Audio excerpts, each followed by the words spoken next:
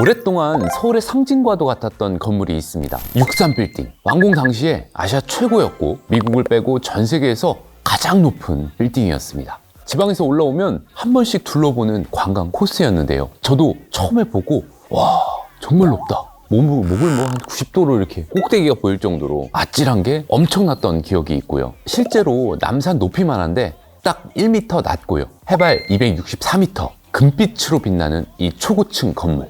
이 63빌딩을 탄생시킨 배경에 한 거대 기업이 있었습니다. 잘 나갈 때는 22개 계열사를 거느리기도 했던 정권이랑 엮인 일도 꽤 많았던 것 같고요. 아무튼 오늘 주제인 이 그룹, 밀가루 회사에서 시작해서 총 자산 20조 원을 보유했고 재계 랭킹 25위까지 올랐던, 그리고 수많은 구설수를 남기고 역사 속으로 사라진 그룹입니다. 그리고 또 이 그룹을 이끌었던 총수, 사업도 사업인데요. 당시에 뭔가 좀 화려하게 많은 걸 했습니다. 축구협회장, 대학 이사장, 명예대사, 헌정사상 최초로 특검 수사를 받기도 했고요. 지금은 자로 전락했는데요. 돈이 없다는데 집에 가보니까 막 바쉐론 콘스탄틴 1억짜리 시계가 나오고. 자, 오늘 주제는요. 요즘 젊은 세대에는 다소 생소한 이름일 수도 있겠습니다. 한때 엄청나게 위세를 떨쳤던 재벌이었지만 그 뜨거웠던 위세만큼이나 요란한 몰락의 길, 급속한 추락의 길을 걸었던 재벌, 신동아 그룹입니다. 신동아 그룹의 뿌리는 황해도 사리원 출신인 최성모 창업주입니다. 최순영 전 회장은 재벌 2세인 거죠. 선친으로부터 물려받은 아버지 최창업주, 해방 전까지는 정미소, 제재소 같은 걸 했다고 하고요. 해방 후에 소련군이 들어오니까 허리춤에 전대를 차고 남한으로 내려오는데 미군에 납품을 하면서 떼돈을 벌었다고 합니다. 아이템이 이 소금에 절인 생선 같은 거였고요. 예전 기록을 보면 당시 돈으로 60만 달러를 벌었다고 하는데 그게 얼마야? 아무튼 6.25 전쟁이 끝나고 적산 기업인 조선제분과 부산제빙냉장을 불화받아서 공동 경영을 하는데요. 1964년에 동업을 끝내고 조선제분을 단독으로 인수해서 사명을 동아제분으로 바꾸고 신동아그룹의 발판을 만듭니다. 양가루라고도 불린 밀가루를 수입해서 파는 게 엄청난 이윤을 남기면서 밀가루 재벌로도 불리고요. 여기서 번 돈으로 상가 임대업, 보험업, 식품업 등등으로 발을 쭉쭉 넓혔습니다. 이때쯤에 아들 최순영 전 회장이 등장하는데요. 2번 회사를 차렸다가 2번 다 말아먹고 아버지 회사에 들어옵니다. 대한생명이라고 우리나라 최초의 보험회사가 있었는데 경영난을 겪고 있었거든요. 부실기업 같이. 정부가 여길 인수하라고 한 거죠. 처음에는 거부를 하다가 강요를 못 이겨서 억지로 인수를 했다는 얘기도 있고, 아들 최 전 회장을 인수팀 단장으로 앉혔고요. 근데 웬걸 인수를 하고 나서 보니까 이게 황금알을 낳는 거위인 거죠. 그리고 대한생명 인수 7년 만에 최창업주가 갑자기 세상을 떠나면서 최 전 회장이 그룹을 물려받게 됩니다.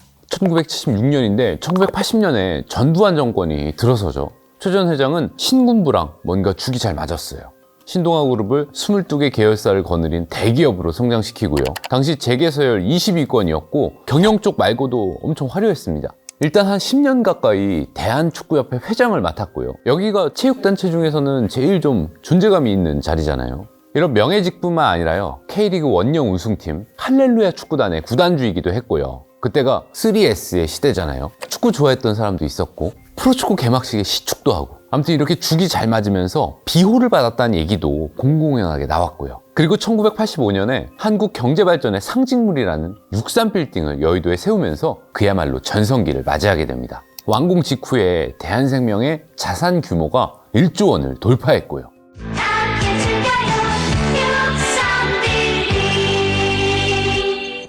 63빌딩 얘기를 조금 해볼게요. 요즘에는 여의도에 건물들이 쭉쭉 올라가 있고 정치, 금융, 중심 도시로 손색이 없잖아요. 조선시대 여의도는 존재감이 거의 없던 동네였습니다. 마을 목장이 있었다고 하고요.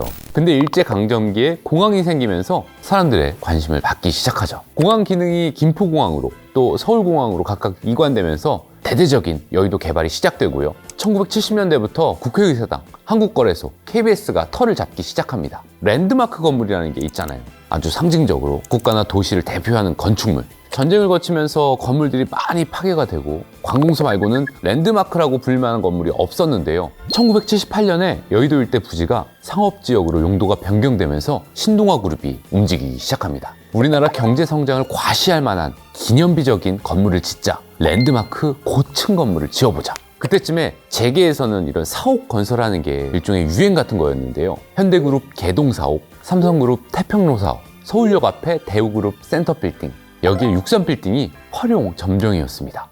사세는 앞서 현대나 삼성, 대우보다 작았는데 사옥만큼은 압도적이었죠. 63빌딩이 처음 건설 허가를 받았을 때는 15층이었는데요. 근데 건축주인 최순영 전 회장은 처음부터 60층을 생각하고 기초공사를 했다고 해요. 로비가 있었는지 뭔지 모르겠지만 2달 만에 15층에서 60층으로 허가가 바뀌었고요. 3년 뒤에 88 올림픽이 열리니까 한강의 기적을 상징할 만한 건축물이 필요했던 거죠. 국내 최초의 마천루를 종로 3.1빌딩으로 보는데 산미그룹 고 김두식 회장이 세운, 현대건축의 거장 고 김중업 선생이 설계를 했고요. 그 다음에 소공동의 롯데호텔이 더 높게 지어졌고 그보다 거의 2배 높았던 빌딩이 63빌딩이니까 사람들이 정말 깜짝 놀랐죠. 그때 영상을 찾아보니까 작업자분들이 그 철골 구조물 위에서 아슬아슬하게 걸어다니고 안전고리 같은 건 하셨는지 모르겠더라고요. 아무튼 전동 공구 같은 것도 없이 렌치로 하나하나 나사를 조이는데 밑으로는 지상이 막 까마득하게 내려다 보이고 뭔가 존경스럽기도 하면서 한편으로는 좀 울컥하기도 하더라고요. 아무튼 40층 건물도 없었던 시절에 60층짜리가 올라간다는 건 엄청난 일이었습니다. 심지어 일본의 선샤인 60빌딩보다 높았고요. 미국 빼고 세계 최고의 높이. 선샤인 60이랑 63빌딩이 같은 60층인데 높이는 63빌딩이 좀 더 높죠. 그리고 63빌딩이라고 부르는 게 지상 60층, 그 다음에 지하 3층 해가지고 이걸 다 합쳐서 63빌딩이다. 그 선샤인 60이 제일 그 당시에 제일 높은 빌딩이었는데 걔네들 지하에 있을 건데 아무튼.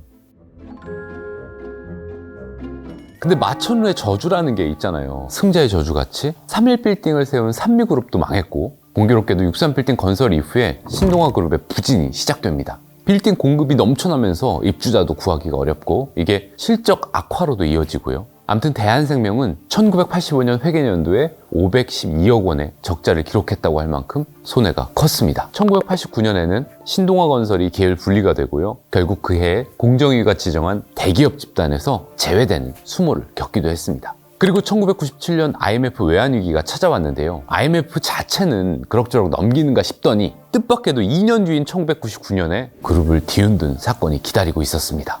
원래 신동아 주력 사업이 보험 쪽이었잖아요. 근데 1996년부터 무역업에 손을 대기 시작합니다. 그리고 여러 가지 문제들이 터지는데요. 검찰 수사가 시작이 되고요. 먼저 미국의 페이퍼 컴퍼니를 만든 다음에 실제 무역 거래를 한 것처럼 꾸며서 국내은행에서 거액을 사기 대출받고 이 중 외화 1억 6,500만 달러, 당시 환율로 1,500억 원 정도를 해외로 빼돌린 혐의가 있었고요. 이 당시에 분위기가 어땠냐면요. IMF 때 금 모으고 단돈 1달러가 중요하다, 귀하다는 걸 국민들이 절감을 하던 때였거든요. 근데 재벌이 외화를 빼돌려 국민 정서를 정면으로 건드린 거죠. 또 대한생명의 부실 계열사에 1,900억 원을 대출하도록 해서 대한생명에 손해를 끼치고 계열사 주식을 인수해서 회사 자금을 유용했다는 혐의도 있는데요. 결국 최순영 전 회장이 구속됩니다. 그리고 돈을 받은 보험 감독원장들, 한국관광공사 사장 등등 줄줄이 구속이 됐고요. 그룹의 돈줄이었던 대한생명에 공적 자금이 투입되면서 최 전 회장이 보유하던 회사 주식은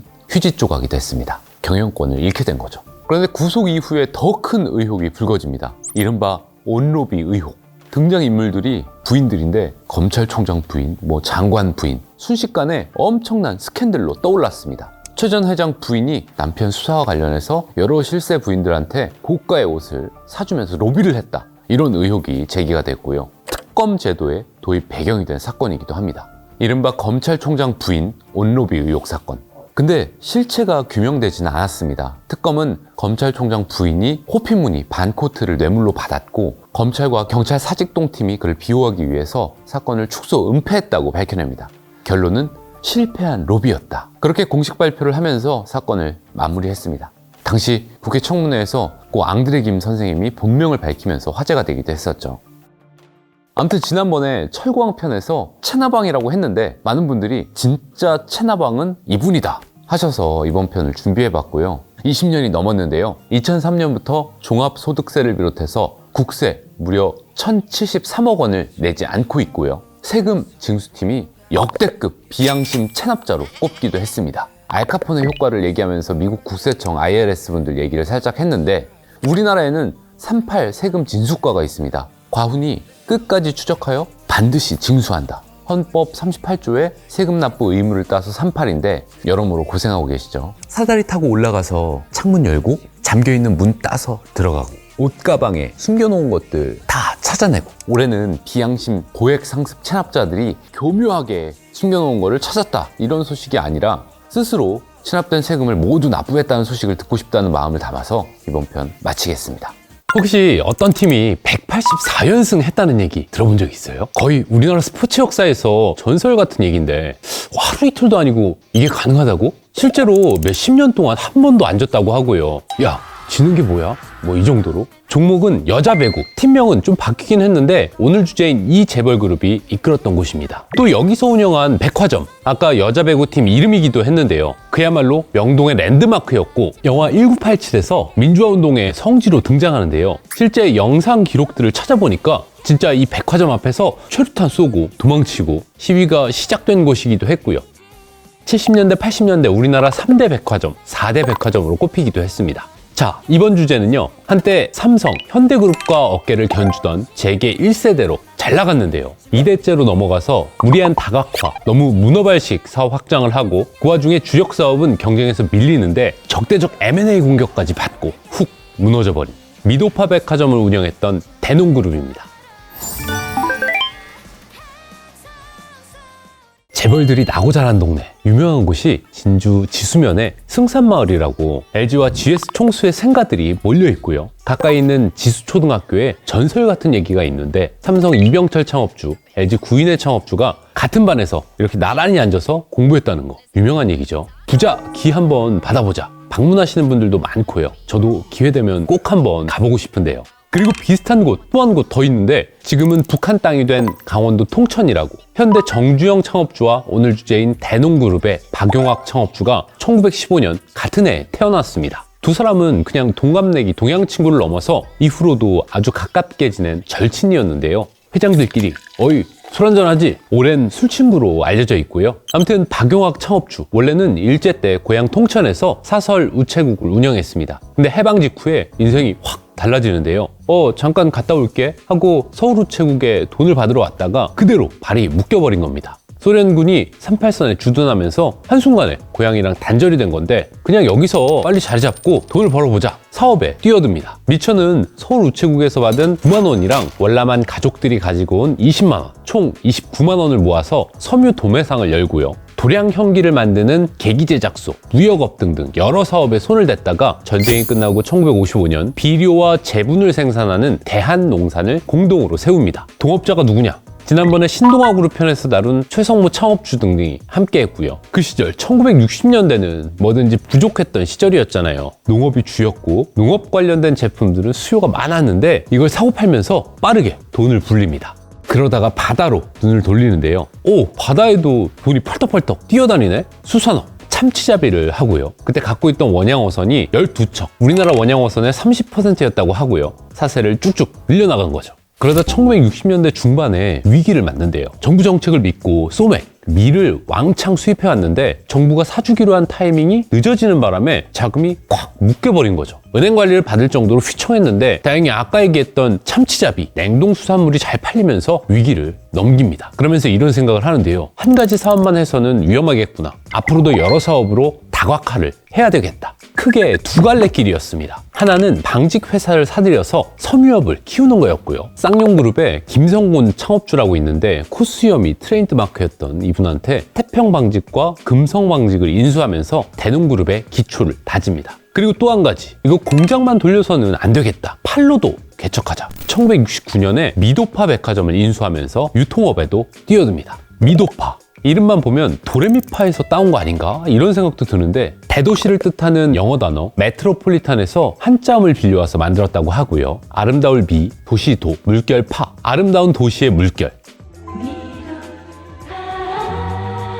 원래 출발은 일제 때 일본인이 세운 조지아라는 이름의 백화점이었습니다. 한자로 정자옥, 신세계의 전신인 미스코시 화신 백화점과 국내 1세대 백화점이었고요. 명동 백화점 경쟁의 시초였다고 볼 수 있죠. 해방 이후에 국내 기업으로 넘어와서 중앙백화점을 거쳐서 미도파 백화점으로 이름이 바뀌었습니다. 미도파는 1970년대에 전성기를 맞았습니다. 명동의 랜드마크였고요. 잘 나갔어요. 얼마나 잘 나갔냐면 1975년에 우리나라에서 최초로 주식시장에 상장된 백화점이었습니다. 나중에 상계동이랑 청량리, 춘천에도 미도파 백화점이 생기는데 각자 다 그 지역의 명물과도 같았습니다. 저도 학창시절에 미도파 백화점 가면은 너무 고급지다는 생각이 들었고 옷 같은 거 뭐 스톰, 29213, 펠레펠레, 닉스 뭐 이런 거 있었어요. 몰라요?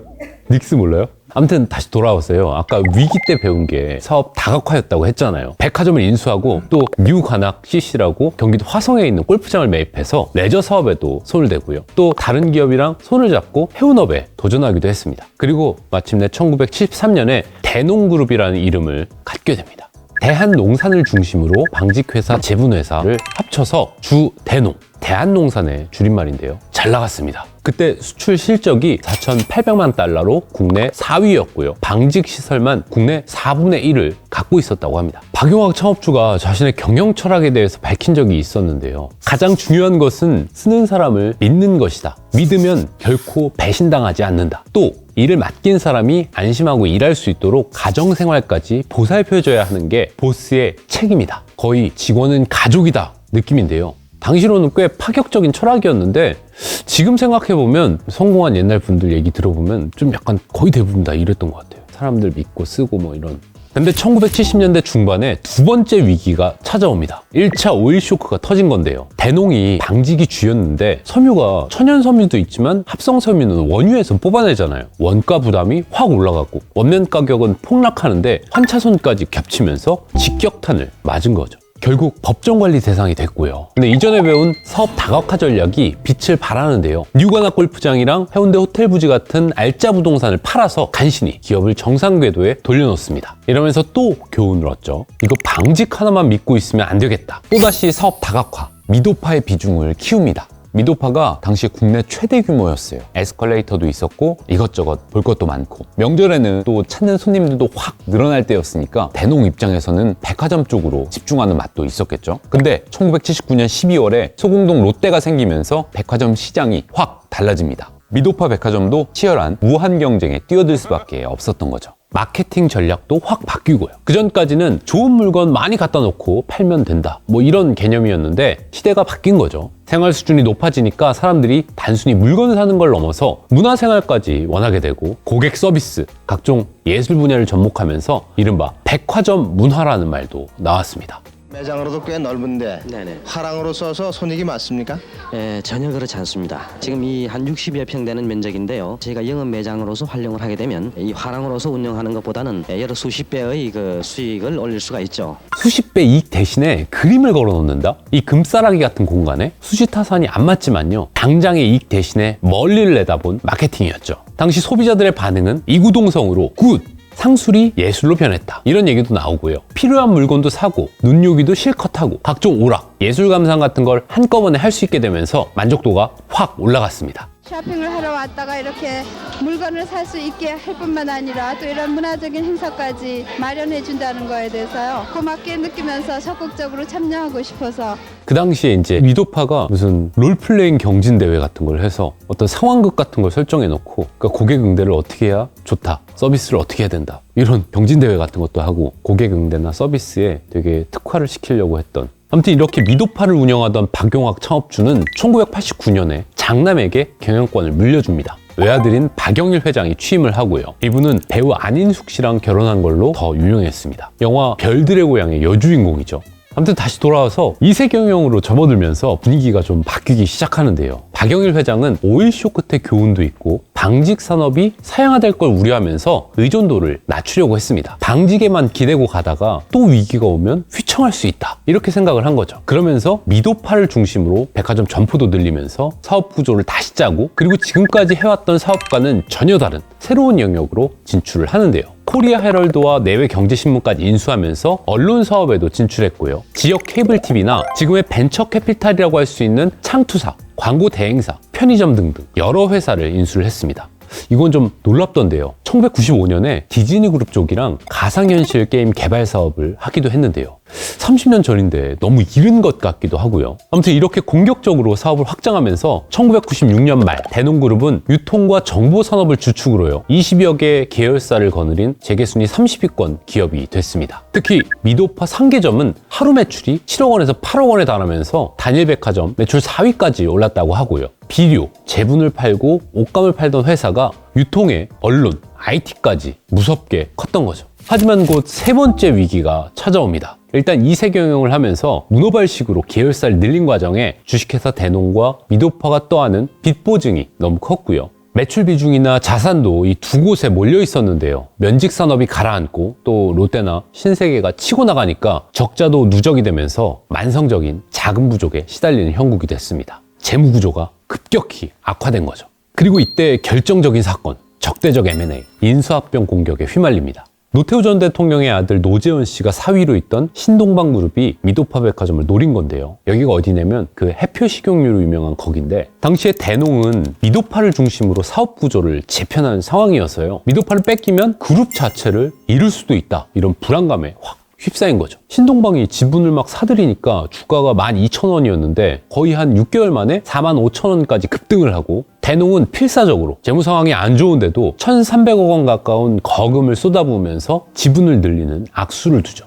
결과적으로 경영권은 지킬 수 있었지만 대농은 자산 1조 8천억 원에 부채, 빚도 비슷한 수준, 언제 무너질지 모르는 회사가 되고요. 그해 3천억 원 가까운 단기 순손실을 기록하면서 몰락의 길을 걷게 됩니다. 결국 대농그룹은 1997년 외환위기를 마지막으로 1998년 최종 부도 처리가 됐는데요. 대농그룹 계열사 가운데 유일하게 명맥을 유지하던 미도파 백화점이 오늘 최종 부도를 냈습니다.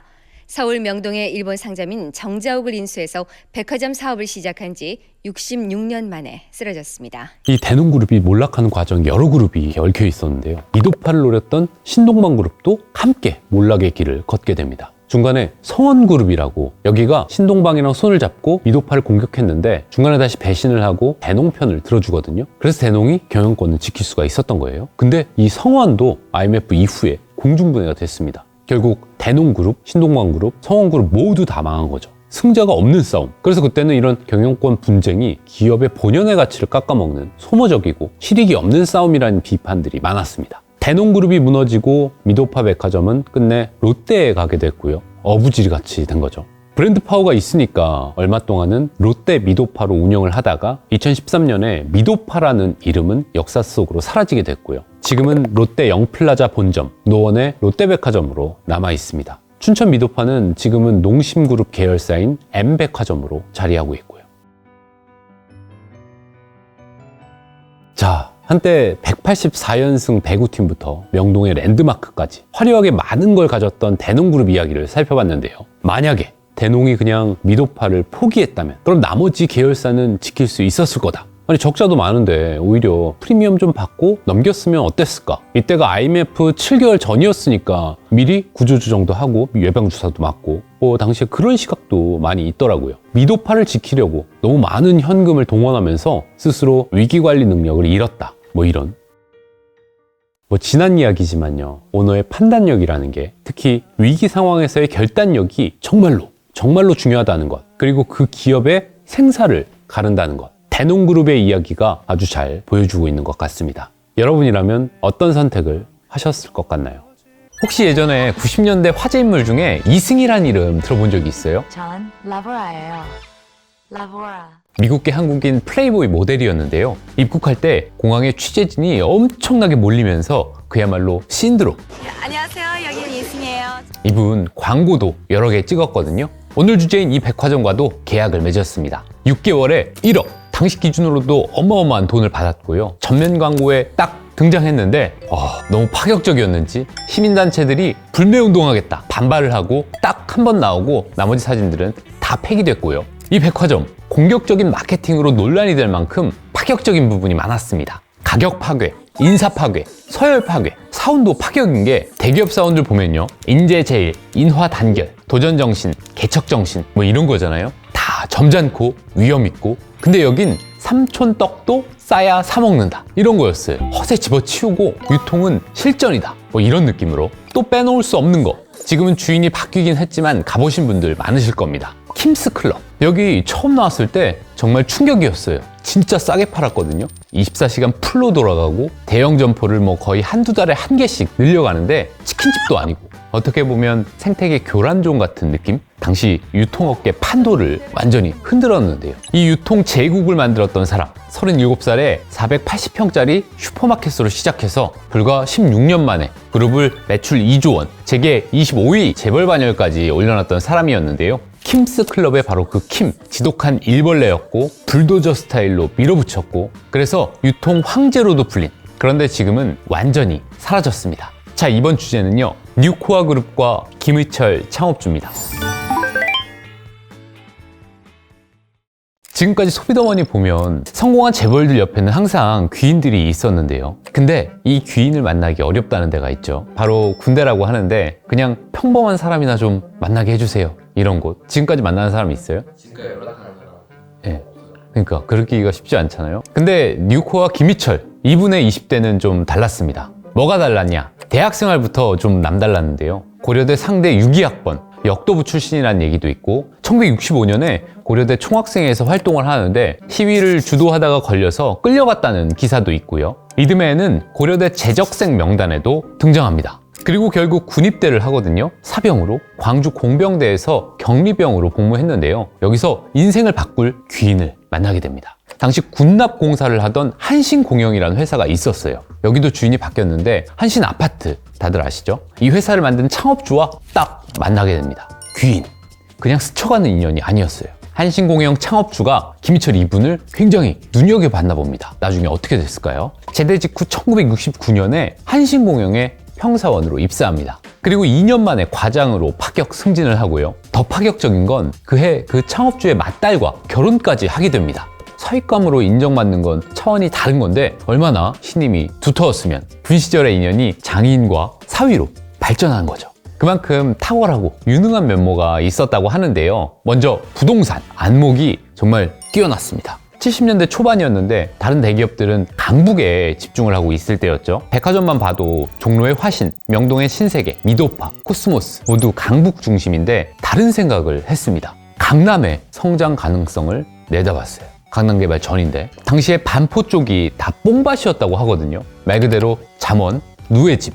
회사 직원들의 반대가 심한데도 다들 그 낙후된 동네를 왜 사냐? 하지만 확신을 갖고 강하게 밀어붙입니다. 반포, 잠원 일대 땅을 쭉쭉 사들이고요. 구반포에서 신사동까지. 그렇게 회사의 강남 진출을 주도하면서 지금도 남아있는 신반포 아파트를 짓게 됩니다. 1차부터 20몇 차까지 시공사가 다 한신이야. 여기가 얼마나 금싸라기 땅이냐면 신반포 1차가 아크로 리버파크, 3차랑 23차가 레미안 원베일리, 얼마 전에 평당 2억 찍은, 그리고 5차는 아크로 리버뷰, 15차가 원펜타스. 이 초고가 아파트 단지의 시작이 이분이었습니다. 아무튼 한신공영 시절에 1년에 한 직급씩 초고속 승진을 계속했고요. 말단 평사원으로 시작해서 10년 만에 격리 담당 상무, 감사까지 올라갔습니다.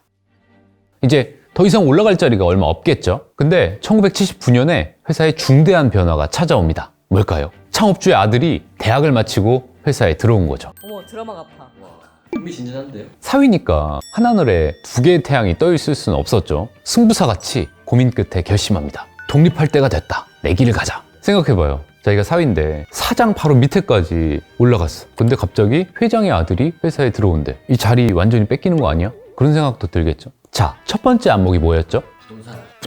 부동산으로 입지를 다졌고, 그럼 두 번째 안목은 아파트를 지었으니까 사람들이 모여 살 거고 다음으로 돈이 되는 게 뭘까? 정답은 유통이었습니다. 사업 2막, 상가를 조성하자. 자기가 개발을 주도한 반포 한신 아파트 단지에 슈퍼마켓을 차립니다. 그리고 영업 5개월 만에 당시 기준으로 하루 매출이 1,000만 원을 넘고요. 지금 돈으로 수억 대에 달하는 매출이죠. 돈이 돌기 시작하니까 과감하게 승부수를 띄웁니다. 슈퍼에서 번 돈으로 비슷한 매장을 쭉쭉 늘려서 11개까지 확장을 하고요. 여기서 멈추지 않고 이 슈퍼들에서 번 돈으로 일반에 분양됐던 상가들을 하나씩 다시 사들이기 시작합니다. 1980년대 중반쯤에 전체 매장의 65%를 확보하고요. 여기가 어디냐? 고속버스 터미널 쪽에 지금도 있는 뉴코아 쇼핑센터인데 1985년에 여기를 백화점으로 개장하고 신관까지 또 지으면서 본격적으로 유통 사업에 나섭니다. 이 동네에 추억 있는 사람들이 많더라고요. 뉴코아 꼭대기층에 무슨 영화관 같은 게 있었는데 거기서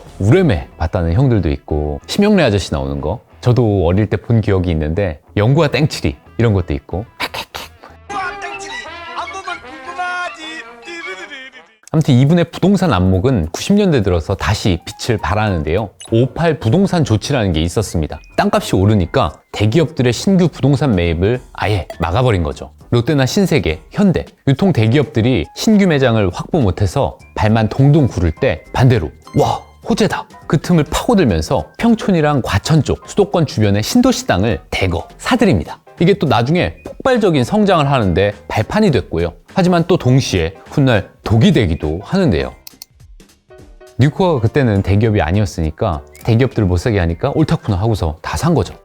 1990년대 초반에 한신공영이랑 뉴코아가 완전히 갈라집니다. 뉴코아 그룹은 뉴코아 백화점, 한신공영 유통부문은 한신코아 백화점. 이제 김희철 회장은 본격적으로 유통사업에 올인을 하는데요. 박리담회를 바탕으로 해서 무서운 속도로 새를 불려나갑니다. 기반은 아까 미리 사둔 땅들, 본진은 서울 잠원동에 두고 빠르게 멀티를 확장하듯이 점포를 늘리고요. 저그에서 해철이 막 늘리듯이 엄청나게 늘린 거죠. 뉴코아 하면 떠오르는 게 있죠. 얼룩말 마크. 초원을 질주하는 얼룩말처럼 수도권과 신도시로 또 전국으로 뻗어나가는데요. 이 얼룩말 마크가 김희철 회장의 42년 말띠에서 따온 거란 얘기도 있고요. 1994년부터 3년 동안 17개의 매장을 오픈했다고 하고요. 가까이에 있던 삼풍백화점과 함께 강남권에서 제일 잘 나가는 메이저 백화점으로 자리를 잡습니다. 그리고 1995년 창고용 할인마트 킴스클럽을 설립합니다. 프라이스클럽에 이어 두 번째로 창구형 할인 매장인 킴스클럽의 개장을 서두르며 가격 파괴를 추진하고 있습니다. 킴스의 킴이 김희철의 킴이라는 기사도 있고요. 처음에 나왔을 때 진짜 충격이었습니다. 창고처럼 쌓아놓고 판다는데 너무 쌌고 더 싼 곳이 있으면 알려주세요. 사은품도 드릴게요. 뭐 이런 제도도 있었고요. 가격에 자신이 있었던 거죠. 나중에 할인점들끼리 가격 경쟁을 하거든요. 야, 이거 뒷감당이 될까? 너무 싸게 파니까 출혈 아닌가? 그런 기사가 나올 정도였어요. 국내 최초로 24시간 연중 무휴 매장을 운영했는데요. 이것도 파격적이었죠. 심야 데이트 코스로 각광을 받았고요. 열대야 때는 그냥 피서지. 그리고 사훈, 유명했는데 삼촌떡도 싸야 산다. 기업 모토 치고 진짜 파격적이죠. 나중에 바뀌긴 했는데 속담이거든요. 무슨 뜻이냐? 아무리 친한 사이도 비싸면 안 산다. 싸야 산다. 박리담회. 유통 단계를 줄이고 많이 들여서 싸게 팔자. 예전에 배추 파동이라는 게 있었을 때는 유인 상품으로 김장 배추를 포기당 100원에 팔기도 했고요. 미끼 상품이라고 하죠. 요구르트가 10원, 캔커피 100원. 근데 이게 나중에 유통 질서를 어지럽힌다. 비판도 많이 받았습니다. 파격적인 게 많다고 했잖아요. 회사 문화도 독특했습니다. 학력, 서열 이런 거 따지지 않고 능력만 있으면 고졸 출신 30대도 바로 백화점 본점장, 부장 출신도 바로 사장, 뭐 그런 일도 많았고요. 인사 파괴, 그런 걸 진두지휘한 게 김희철 회장이었는데요. 휘둘렀다는 게 아니라 본인도 늘 현장에서 뛰었고 거의 구내 식당에서 밥을 먹고 직원들과 직접 부딪히면서 한 거죠. 그렇게 하니까 킴스클럽은 개장 4개월 만에 회원수 10만 명을 돌파했고요. 1년이 안 돼서 30만 명. 뉴코아는 1995년에 연매출 1조 원을 돌파했습니다. 그의 산풍이 무너졌는데 뉴코아는 거침이 없었어요. 호주와 뉴질랜드까지 진출하고요. 창업 15년 만에 연매출 2조 원을 찍고 30대 재벌 그룹에 진입합니다. 18개 계열사를 거느리면서 재계순위 25위까지 올랐고요. 하지만 빠른 성장의 후유증도 엄청났습니다. 당시 기사들 찾아보니까 뉴코아 중역들 잇따라 2번 1년 동안 15개 점포를 개설한 결과 사장, 전무 뭐 다 쓰러져서 줄줄이 앰뷸런스 타고 실려간 거죠. 얼마나 심각했으면 이런 기사까지 나왔겠어요? 몸이 부서져라 일을 하니까 진짜 부서진 거지. 근데 임원들만 그렇게 시킨 게 아니었습니다. 회장 본인도 갈아 넣었어요. 밤 12시 이전에 퇴근한 적이 없고 휴일도 없고 오죽하면 17년 만에 휴가를 갔다는 기사가 있더라고요. 그것도 주변에서 하도 안 가니까 친구들이 억지로 티켓팅을 해줬다고. 회장이 이러니까 임원들은 8시에 출근해서 자정이 넘어서까지 퇴근을 못하는 경우가 허다하고 급한 일이 생기면 새벽에도 출근을 하고 임원들이 약보따리를 싸가지고 다닐 정도였다고. 어떻게 보면 회사 자체가 불타고 있었는데도 멈추지 않았습니다. 중요한 입지에 점포 추가, 또 추가. 1년에 15개면 3주 반에 1개씩 점포를 오픈한 꼴이죠. 근데 문제가 있었습니다. 건물을 올리려면 공사를 해야 되잖아요. 공사를 하려면 돈이 필요하겠죠? 근데 그때 상황이 어땠냐면 국내외 대기업들이 유통시장에 하나 둘 뛰어들고 파이는 점점 줄어들고 현금 흐름은 말라가기 시작하는데 자기 자본 없이 빚을 내서 공사를 강행합니다. 당시 뉴코아 그룹의 부채 비율이 1000%를 넘었고요. 운영 중인 점포가 32개가 있었는데 그만한 나대지가 또 30개나 있었다고 하고요. 무슨 얘기냐? 언젠가 개발하려고 사둔 땅이 엄청 많았던 겁니다. 부동산 투자도 너무 무리했던 거죠. 안에서는 사람들 실려나가고 서서히 금이 쫙쫙 가고 있었는데 바깥에서는 또 다른 차원의 위기가 다가오고 있었습니다. 1997년 IMF 외환 위기가 터진 겁니다. 정부가 결국 국제통화기금 IMF에 구제 금융을 신청하기로 했습니다. 견디기 어려웠습니다. 한순간에 모든 것이 무너졌고요. 결국 부도 신청, 직원들이 발벗고 나섰는데요. 우리 회사 살려보자. 모금을 하고 계열사 미분양 아파트 같은 거 팔고 오피스텔 팔고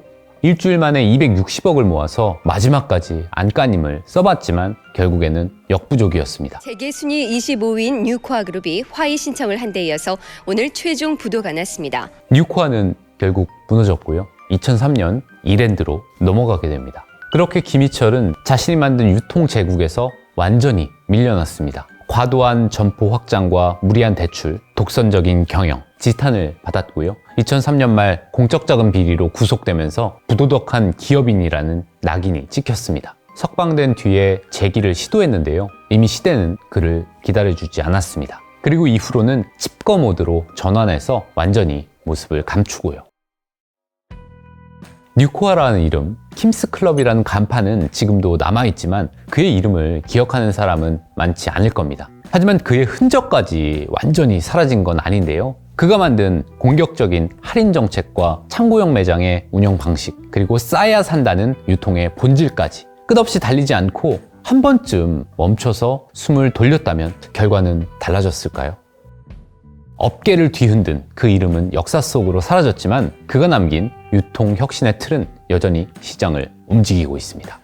김동모 5번 타자 제 4구 스윙 아웃 되었습니다. 경기 끝났습니다. 혹시 29살에 재벌 회장이 된다면 뭘 할 것 같아요? 서울 한복판에 멋진 빌딩 하나 올려? 근데 그건 이미 아버지가 했어. 막 30대가 된 아들은 뭘 했을까? 이 젊은 재벌 총수, 야구단을 만들었습니다. 바로 슈퍼스타즈. 많은 분들 기억 속에 남아있는 그 추억의 팀이죠. 격변기 한국 사회에 작은 에너지와 희망을 불어넣었던 그 야구단. 근데 그 아들, 결국 자신이 만든 야구단을 자기 손으로 정리합니다. 아버지가 한때 국내에서 돈 제일 많이 번 사람이었는데 빌딩도 올렸다고 했잖아요. 10층 건물도 드물던 시절에 무려 31층, 국내 최고층 빌딩을 지어서 사람들을 깜짝 놀라게 했는데요. 근데 아들은요, 그 빌딩도 자기 손으로 팔아버리고요. 오르막과 내리막을 거듭하면서 하나, 둘 내려놓고 결국에는 총수 자리까지 내려놨습니다. 목재 회사를 시작으로요, 무역업을 크게 하다가 나중에는 방산 소재인 특수화물 주력으로 잘 나가던 그룹, 12개 계열사를 거느리며 재개설 17위까지 올랐던 재벌이었는데요. 하지만 야심차게 개척한 해외 사업이 흔들리고 무리한 공장 증설에 국내 정세와 글로벌 경기까지 함께 어려워지면서 순식간에 쓰러졌습니다. 자, 이번 주제는요, 한때는 슈퍼스타들의 주인이었지만 지금은 조용히 잊혀진 재벌,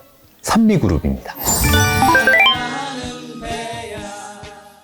산미를 창업한 김두식 회장, 새벽에 신문 배달을 하고 낮에는 당대 명문인 설린상업학교를 졸업했고요. 해방 이후 21살 나이에 비누 사업을 시작으로요, 6.25 전쟁통에도 고철 장사를 하고 피난지 부산에서도 비누 원료인 우지를 만들면서 계속해서 씨들을 모았습니다. 수에 굉장히 밝았다고 하는데요. 어릴 때 별명이 주판 귀신, 뭐가 돈이 될 것이다, 이런 앞을 내다보는 눈도 뛰어났던 거죠. 전쟁 이후에 비누가 잘 팔리니까 너도 나도 뛰어들 때 새로운 아이템을 찾습니다. 서울은 폐허가 됐고 전후 복구를 위해선 나무 목재가 많이 필요할 거다 생각을 하는데요. 그동안 모아둔 돈으로 청량리 일대에 논밭을 사들입니다. 거기에 큰 제재소를 세우고요. 국내 목재뿐 아니라 미국산 소나무, 미송 원목을 수입해서 가공하고 일본으로 수출도 하고 판단이 남들보다 빨랐어요. 국가적인 복구 작업이 진행되니까 사업이 안 될 수가 없었겠죠. 나날이 번창해서 5년 만에 인천 만석동에 5,000평 크기 제재 공장을 세웁니다. 국내 최대 규모였다고 하고요. 기회가 기회를 낳는다고 미송 목재를 수입하면서 무역에도 눈을 뜨는데요. 또 한 번 앞을 내다봅니다. 50년대 돈줄이 전후 재건이라면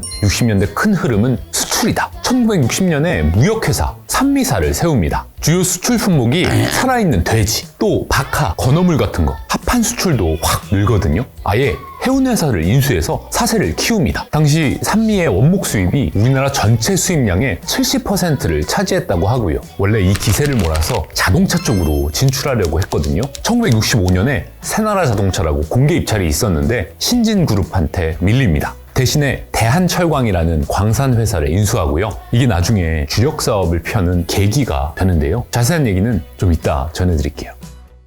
그렇게 그룹을 키우던 김두식 회장 눈에 어떤 멋진 게 딱 들어옵니다. 미송원목 벌목장이 미국 시애틀 쪽에 있었거든요. 거기에 50층짜리 고층 건물이 올라가는 걸 본 거예요. 그때 산미사는 호텔 건물에 새빵살이 하고 있었는데 이제 우리도 사옥이 필요하다. 저런 거 한번 지어보자. 그렇게 프로젝트에 들어갑니다. 전설적인 건축가 김중업 선생이 설계를 맡았고요. 사람들 고개를 하늘 위로 올려다보게 만든 국내 최초의 마천루. 위치는 3일로. 착공일은 1969년 3.1절. 그리고 몇 층? 딱 31층. 3.1운동의 정신을 건물에 새겨 넣은 3.1 빌딩입니다. 외관은 뉴욕 시그램 빌딩에서 영감을 받았다고 하는데요. 시공은 전부 우리 기술. 와, 한국이 이런 건물도 짓는 나라였어? 세계에 당당히 알리면서 해외 건설 수주에 물꼬를 튼 상징적인 건물이었고요. 재벌의 심장, 전경련 본부가 이 건물에 입주하면서 건물주 김두식 회장도 재계의 거물로 자리 잡게 됩니다. 자, 정리해보자면 1950년대에는 전후 복구를 위한 목재 사업, 60년대에는 본격적인 수출 중심의 무역업. 근데 60년대 말쯤에 목재업의 판도가 바뀝니다. 사업의 주도권이 동화기업으로 넘어간다. 이런 기사도 나오고요. 그렇다면 1970년대 추판 귀신은 어떤 아이템으로 승부를 걸었을까요?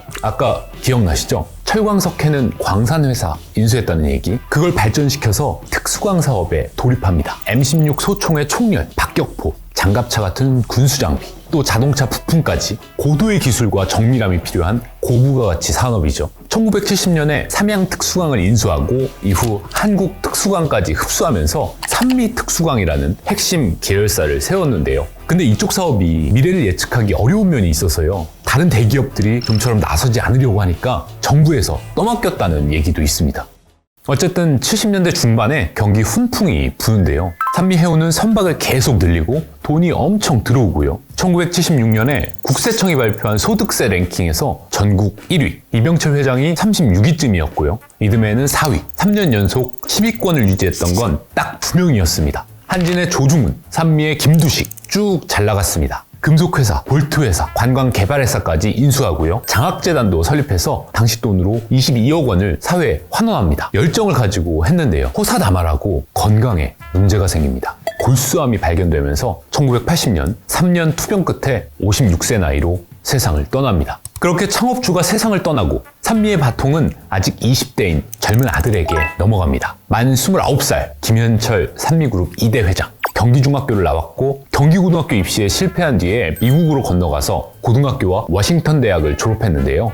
1973년부터 한국으로 들어와서 경영 수업을 받습니다. 김두식 스타일로 나름 혹독하게. 아버지가 서울 본사가 아닌 먼 울산 공장으로 보내서 직원들과 기숙사 생활을 하게 했고요. 서울로 올라오고 나서도 승용차도 내주지 않고 좌석 버스 번호 하나 주면서 버스 타고 출근해라 했다는 일화도 남아있습니다. 이렇게 단련된 김현철 회장. 취임 초반에는 다행히 연착륙을 합니다. 신군부 실세들과도 가까웠고 특수광 경기도 좋았고요. 수출도 잘 나갔습니다. 산미사의 경우 스테인리스 강판을 주 원료로 해서 지난해에 이어서 올해에도 1억 달러 이상의 수출 실적을 올릴 것으로 보입니다. 자, 젊은 총수, 피가 막 끓죠. 사업을 확 키우기 시작하는데요. 가장 눈에 띄는 건 프로야구 원년구단 산미 슈퍼스타즈의 창단이었습니다. 그야말로 파격적인 결정이었는데요. 산미가 소비재를 만드는 것도 아니고 다른 구단은 과자 팔고 맥주 팔고 산미는 당연히 전혀 할 생각이 없었죠. 근데 어느 날 김현철 회장이 신문을 봅니다. 프로야구 리그가 5개 팀으로 시작한다. 최소 6개는 돼야 리그가 제대로 되는데 그래야 3경기 하고 또 3경기 하고 한 팀이 모자라면 한 팀은 쉬어야 되잖아요. KBO가 현대 정주영 회장한테도 제안을 했는데 거절당했다고 하고요. 88 올림픽 준비 때문에 바쁘다 했다는 설도 있고 작은 공으로 하는 운동은 별로다 이런 얘기도 있고요. 아무튼 마감 하루 전날에 김현철 회장이 직접 KBO 사무총장한테 전화를 해서 제 6구단 저희가 하겠습니다. 서류를 내러 가는데 KBO 관계자들도 산미가 왜? 이런 표정이었다고 하고요. 김현철 회장이 시애틀에서 고등학교 다닐 때 테니스 대회 우승도 할 정도로 스포츠맨이었고요. MLB도 자주 보던 찐 야구 팬이었다고 하고요. 사업이라기보단 좋아서 한 거다. 야구가 좋아서. 그때 김현철 회장이 나이 30밖에 되질 않았어요. 근데 미국에서 교육을 받다 보니까는 야구에 대한 관심이 많고 그래서 나도 한번 그러면 프로야구 구단주가 돼가지고 한번 해보고 싶어요. 준비도 없이 뛰어든 첫 시즌 개막전 삼성 라이온즈와의 대구 원정 경기는 승리했는데요. 하지만 이후 5연패, 6연패, 연패, 또 연패 순식간에 최하위로 추락했고 결과는 깔끔하게 꼴찌. 하지만 이듬해 대반전이 일어납니다. 너구리라는 별명의 괴물투수 장명부를 앞세워서 시즌 2위 이런 극적인 면모의 산미의 이름이 전국으로 쫙 퍼졌고요. 실제로 경영에도 도움이 많이 됐다고 하는데요. 소비재는 없었지만 자금 시장에서 어음 할인도 잘 되고 또 다른 구단주들과도 교류하면서 인맥도 넓어지고 여러 장점이 있었는데 다시 성적이 안 좋아지니까 3년 반 만에 적자가 거의 45억에 달했고요. 1983년부터 세계 경기가 다시 주춤합니다. 특히 해운업이 크게 휘청하면서 무역이랑 모든 사업에 충격을 주고요. 회장 취임 이후에 자신있게 키워온 산미해운을 팔게 됩니다. 해운이 주력 가운데 하나였는데 어쩔 수가 없었던 거죠. 그게 끝이 아니었습니다. 아버지의 역작이라는 3.1빌딩을 산업은행에 넘기고요. 산미 본사는 방배동의 4층짜리 빌딩으로 옮겨갑니다. 그리고 아꼈던 야구단 슈퍼스타즈도 결국 정리합니다. 청보가 갖고 있던 이태원 땅과 맞바꿨는데요. 그날 하루 종일 울었다는 기사도 있더라고요. 회고록에 손해 없이 매각했다 하긴 했지만 그 마음이 어땠을지. 그렇게 취임 이후 10여 개까지 늘려놓은 계열사는 순식간에 5개로 줄어듭니다. 근데 또 반전! 80년대 후반에 또 오르막을 탑니다. 3조 호황이라고 다들 아시죠? 저금리, 저유가, 저달러. 게다가 88올림픽까지 맞물리면서 단군 이래 최대 호황이라고 할 만큼 경제가 활기를 띠기 시작하는데요. 철강 업계도 덩달아 쭉쭉 올라가고요. 산미는 다시 계열사 12개를 거느린 재벌그룹으로 재기에 성공합니다. 재계순위 17위. 선진조국 창조에 엿본 산미그룹. 다시 거침없는 질주가 시작됩니다. 1989년 김현철 회장은 또 한 번 승부수를 던지는데요. 캐나다의 대형 특수관 공장이 매물로 나왔다는 뉴스를 접하고 다시 지갑을 엽니다. 무려 2억 달러. 당시 우리 돈으로 2천억 원의 통째로 인수하고요. 이렇게 회상을 했는데요. 기업인으로서 가장 행복했던 순간이었다. 한국에 있는 전 직원에게 특별 보너스까지 돌리고요. 이제 진짜 글로벌 기업으로 나아가자. 그리고 멈추지 않았습니다. 창원에 연 100만 톤 규모의 특수관 공장을 증설하는데요. 세계적인 수준. 의욕은 하늘을 찔렀고 몸집은 눈덩이처럼 커졌습니다. 근데 이런 결정들이 훗날 산미의 발목을 잡았다는 평가가 많은데요. 1990년대 들어서 세계 질서가 뒤바뀌기 시작합니다. 소련이 무너지고 글로벌 경제가 불확실성에 빠지는데요. 북미 시장이 순식간에 얼어붙으면서 야심차게 사들인 캐나다 공장이 곧바로 적자 공장이 됩니다. 창원 공장의 고정비까지 부담으로 돌아오면서 서서히 산미의 숨통을 조여오기 시작합니다. 당시 캐나다 공장 인수금 2천억 원 중에 1,500억 원이 대출이었는데요. 나중에 포스코가 실사를 해보니까 그 공장의 가치가 400억 원 수준이었다는 얘기도 나왔고요. 창원 공장 증설로 인한 빚도 수천억 원. 단 2년 사이에 산미 특수광에 누적된 적자만 1,600억 원. 이때부터 산미는 조용히 하지만 분명하게 침몰하기 시작했습니다. 안 되겠다. 김현철 회장은 계열사 8개를 다시 처분하고요. 백화점, 인천 만석동 부지도 팔고 31층 빌딩을 넘기고 들어온 방배동의 4층짜리 사옥조차 정리하고 대치동으로 또 옮겼습니다. 1995년 설상가상으로 정치자금 문제가 터집니다. 검찰이 30대 기업인 대부분을 줄줄이 소환해서 조사하는데요. 김현철 회장도 결국 검찰 포토라인에 섰습니다. 검찰 정말 너무한 거 아니냐? 이런 대우 정말 참을 수 없다 했고요. 야심차게 준비했던 사업들이 실적을 내지 못하고 수모도 당하면서 은퇴를 결심하게 됩니다. 동생한테 회장 자리를 넘기는데요. 미주 사업에만 집중하겠다. 그렇게 캐나다로 떠났습니다. 동생 김현배 회장의 취임 일성은 내실이었습니다. 첫 번째 지시가 형이 타던 벤츠 500을 뉴그랜저 3000으로 바꾸라는 거였다고 하고요. 창원 공장 일부를 포항제철에 매각하면서 부채도 정리해보려고 했는데요. 특수관 경기는 끝내 살아나지 않았습니다. 1992년 이후 5년 연속 적자. 한보철강이 먼저 무너지자마자 곧이어 주거래은행이 산미의 자금줄을 쥐기 시작합니다. 결국 1997년 3월 IMF 외환위기가 본격화되기 직전에 8억 4천과 2억 7천 총 11억 원짜리 어음 투장을 막지 못해 부도 처리됐습니다. 세계 26위인 산미그룹이 자금난을 견디지 못해서 쓰러졌습니다. 산미그룹은 법정 관리에 이어서 제3자 인수의 길을 가게 됩니다. 그렇게 산미그룹은 수십 년의 영광을 뒤로하고 조용히 역사 속으로 사라졌습니다. 계열사들은 매각과 합병을 거치면서 모두 다른 주인을 만났고요. 20년이 넘었는데요. 김현철 회장은 2차례 직장암 수술 끝에 극적으로 회복했고 지금은 아내와 함께 도미니카 공화국에서 선교 활동을 하며 지내고 있습니다. 최근에는 자신의 삶을 돌아보는 책도 냈고요. 사람들은 말합니다. 만약 캐나다 공장을 인수하지 않았다면, 그때 창원 공장을 좀 덜 키웠어도, IMF만 아니었으면 이 수많은 만약들 속에서 산미가 그리고 김현철 회장이 다른 길을 걸었다면 그 운명이 달라졌을까요? 한때는 진짜 슈퍼스타를 꿈꿨던 그 이름, 산미. 여러분들의 기억 속에는 지금 어떤 모습으로 남아 있습니까?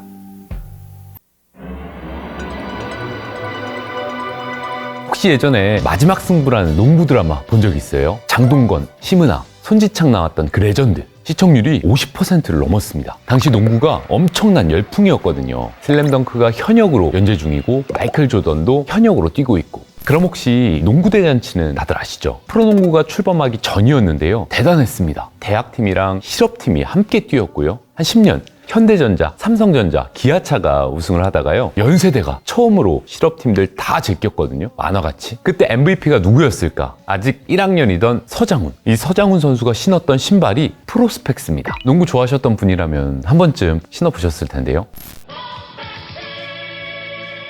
그리고 이 브랜드를 만든 사람 별명이 많았는데요. 26살에 고무신으로 시작해서 고무신 재벌, 크고 작은 불이 하도 많이 일어나서 불재벌, 또 자녀가 14명이 있었는데요. 아들이 3, 딸이 11. 딸 부잣집에 사위들이 회사에 많이 들어와 있어서 사위재벌로도 불렸고요. 그리고 또 하나, 비운의 재벌.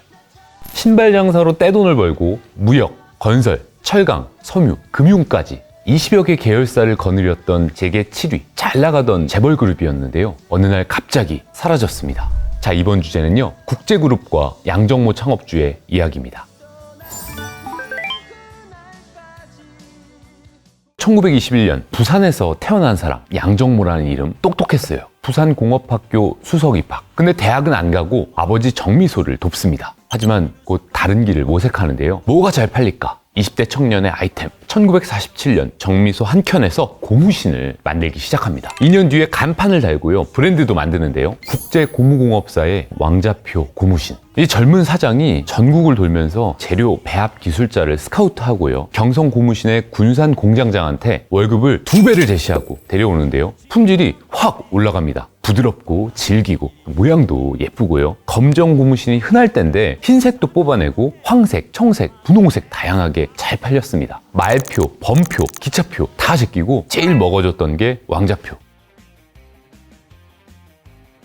부산이라 6.25 피해는 적었는데 1960년에 아주 큰 위기가 닥칩니다. 공장에서 크게 불이 나는데요. 대참사 66명이 숨지고요. 그해 세계 10대 화재로 꼽힐 정도였어요. 피해액만 1억 환, 지금 돈으로 수십억. 사람들이 야, 왕자표 끝났다. 다들 이제 일어서기 어려울 거다 했는데요. 포기하지 않았습니다. 장례비랑 치료비랑 7,200만 환을 내놓고요. 차근차근 수습에 나섭니다. 불재벌이라는 별명답게 위기를 반전시키는데요. 고무신 대신 운동화를 만들어보자. 잿더미가 된 공장을 싹 밀고요. 서독에서 최신식 운동화 기계를 들여와서 채웁니다. 그리고 인조가죽으로 운동화를 만들기 시작하는데요. 이게 또 터집니다. 1962년에는 국내 최초로 운동화를 미국에 수출까지 하고요. 좋은 평가도 받고 해외 시장에 안착하면서 쭉쭉 잘 나갔는데요. 1972년 생산량의 4분의 3을 수출하고요. 이듬해 주식시장에 상장도 하면서 2천만 달러 수출탑, 5천만 달러 수출탑 다 받고요. 1975년에는 종합상사로 지정이 됩니다. 삼성, 대우, 쌍용. 다음에 4번째, 종합상사로 지정되면 은행 이자가 절반도 안 돼서 거의 특혜를 받았죠. 수출 많이 하라고. 이 기세를 몰아서요, 몸집을 불립니다. 매년 2-3개씩 계열사를 늘리고요. 77년에는 연합철강 계열사 4개랑 총 6개 회사를 한꺼번에 인수하는데요. 이제부터는 재계 10위권 그룹이라는 얘기를 듣고요. 국제고무공업사에서 국제화학, 국제상사, 국제그룹으로 30년 만에 회사의 덩치를 확 키웁니다. 위탁 생산을 하던 미국의 스펙스라는 브랜드를 인수한 것도 딱 이때였어요. 이걸 프로스펙스로 리브랜딩합니다. 로고가 F자 눕힌 것 같잖아요. 미국 스펙스 창업자가 대한항공의 예전 백조 로고가 마음에 들어서 그걸 비슷하게 했거든요. 프로스펙스는 날아오르는 학에서 착안을 해서 로고를 만들었다고 하고요. 조다씨와 더불어 패션의 아이콘 같은 리바이스 청바지가 있었거든요. 그때 리바이스 청바지 국내 유통도 국제그룹에서 했고요. 1982년에 수출 10억 불 탑을 받습니다. 그해 삼성동에서 국제무역박람회가 열렸는데요. 독립전시관을 따로 세운 재벌그룹이 몇 개 없었거든요. 삼성, 현대, 럭키, 대우 그 정도 급은 돼야 세웠는데 국제그룹 전시관이 롯데보다 크고 화려했고요. 길이 5m짜리 초대형 운동화도 있었는데요. 무게만 1.5톤이고 300명이 20일 동안 만들었다고 하고요. 기자는 세계에서 가장 큰 신발 속에 있습니다. 이번 서울국제무역박람회에는 이 신발만큼이나 커다란 우리의 꿈과 슬기를 세계에 펼쳐 보이게 됩니다. 스톱이에요.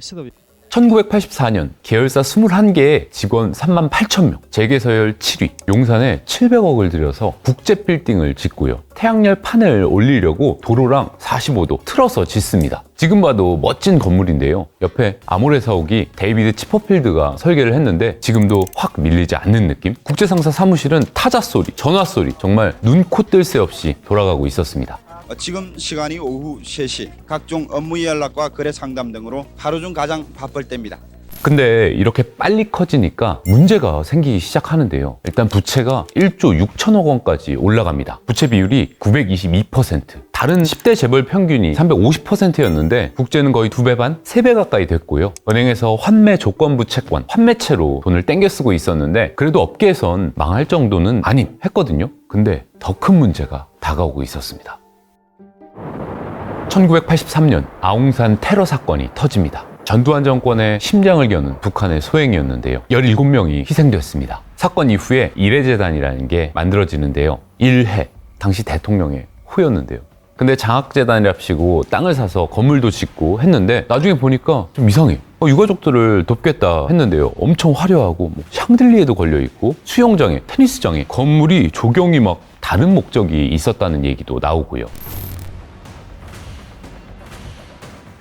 아무튼 그 돈이 다 어디서 왔을까? 재벌들한테 반강제적으로 요청을 했습니다. 자발적으로 돈을 내시오. 현대는 51억, 삼성은 45억을 냈고요. 재계 10위인 쌍용도 15억을 냈는데요. 국제는 단돈 5억을 냅니다. 그것도 어음으로. 정권 입장에서는 마음에 안 들었겠죠. 이후에 새마을 성금도 있었거든요. 처음에 3억만 냈다가 청와대 전화를 받고 10억으로 올려줬다고 하고요. 그것도 어음으로. 양정무 회장 철칙이 회사 돈 함부로 쓰는 거 아니다. 아까 사위재벌이라는 별명도 있었다고 했잖아요. 사위 대여섯 명이 회사 요직에 앉으면서 족벌 경영을 한다. 비판도 많이 받았는데요. 회사 돈 쓰는 거는 사위들뿐만 아니라 자기 자신도 엄격했다고 하고요. 교재비라는 게 있었는데 경조사비 같은 거 그것도 내역을 하나하나 확인을 했다는 얘기도 있더라고요. 당시에 분위기가 어땠냐면 청와대 만찬을 하는데 재벌들 자리를 성금 순서대로 앉혔다. 이런 증언도 나옵니다. 많이 낸 총수들은 옆에 앉히고 적게 낸 사람은 저 구석에 앉히고 양정모 회장도 딱 한 번 옆자리에 앉아봤다고 하긴 했는데요.